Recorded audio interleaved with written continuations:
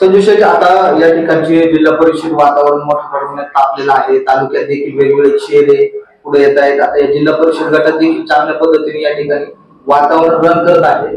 परंतु आपण शरददादा सोनवणे या गटात शिवसेना परिवारात आहात. कशा पद्धतीने निवडणूक रण घेते, इच्छुकांची संख्या देखील वाढते? निश्चितपणे हा जो काही मतदारसंघ आहे आळे पिंपळवंडी, हा आदरणीय आमदार शरददादा सोनवणे यांचा घरचा मतदारसंघ आहे. दुसरी गोष्ट, हा जो काही मतदारसंघ आहे परंपरेने शिवसेनेने जोपासलेला मतदारसंघ आहे. ह्या गटाचं नेतृत्व दिग्गज मंडळीने केलेलं आहे. त्याच्यामध्ये आमचे प्रेरणास्थान आदरणीय प्रसन्न अण्णा डोके असतील, माऊली शेठ कुराडे असतील, नयनाताई डोके असतील, आणि मागच्या वेळेचा आपला उमेदवार फक्त एका मताने या ठिकाणी पराभूत झालेला आहे. त्याच्यामुळं आदरणीय अण्णा असतील किंवा बाळासाहेब दांगट साहेबांच्या काळापासून ह्या मतदारसंघामध्ये शिवसेनेच्या विचाराचा हा जिल्हा परिषद निवडून आलेला आहे.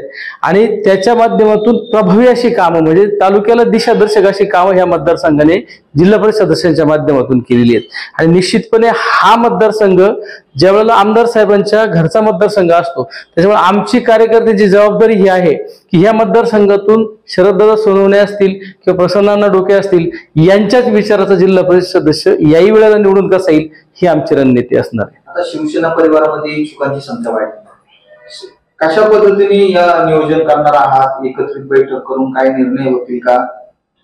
निश्चितपणे ज्या ठिकाणी निवडून यायची संधी जास्त असते त्याच ठिकाणी इच्छुकांची संख्या ही जास्तीत जास्त असते. आणि घर म्हटलं की प्रत्येकाला आपल्याला नेतृत्व किंवा काम करण्याची एक संधी ही निश्चितपणे पाहिजे असते. आणि याच्यामध्ये इच्छुकांची संख्या जास्त आहे याचा उलट मला आनंद आहे. कारण ह्या मतदारसंघात अनेक वेळेला अशी परिस्थिती झालेली की सुरुवातीच्या काळामध्ये उमेदवाराला आपण उभे राहा, आम्ही तुमच्या पाठीमागे राहू असं म्हणण्याची वेळ होती. आणि आज ही परिस्थिती आलेली आहे की जिथे इच्छुकांची संख्या जास्त आहे याचा अर्थ इथे निवडून याचा कॉन्फिडन्स जास्त आहे.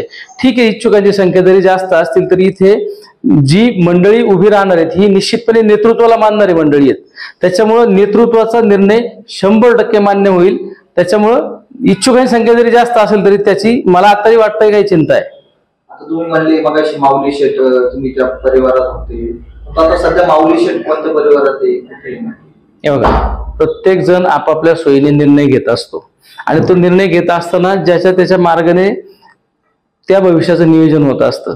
जरी माऊली शेठ आमच्या बरोबर असतील किंवा नसतील तरी निश्चितपणे ज्या मंडळींच्या माध्यमातून हा गट आणि गड उभा राहिला ती सगळी मंडळी एकत्र आहेत. त्याच्यामुळे इथून पुढच्या काळामध्ये येणारा जो जिल्हा परिषद सदस्य आहे हा निश्चितपणे शिवसेनेचा, शरददादांच्या विचाराचा, आदरणीय अण्णांच्या विचाराचा होईल.